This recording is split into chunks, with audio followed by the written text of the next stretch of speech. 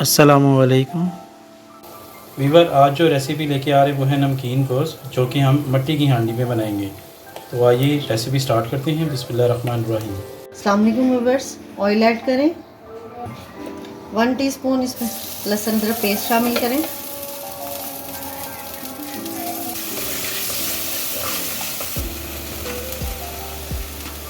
लहसुन के बाद इसमें हाफ केजी मटन वो शामिल कर दें और इसको लहसुन अदरक के साथ भून लें।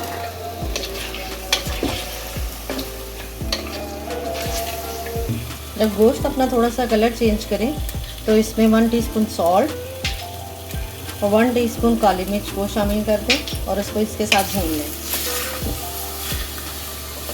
एक टमाटर लें और उसमें थोड़ा सा पानी ऐड करके वो इसमें मिक्स कर दें।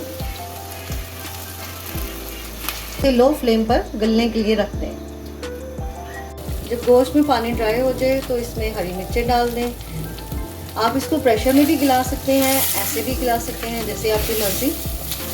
अब ये रेडी है, नमकीन गोश्त हमारा तैयार है। इस तरह व्यूअर्स, मिट्टी की हांडी में बना मज़ेदार नमकीन गोश्त सर्व के लिए तैयार है। चैनल को सब्सक्राइब और वीडियो को लाइक ज़रूर कीजिएगा। अल्लाह हाफिज़।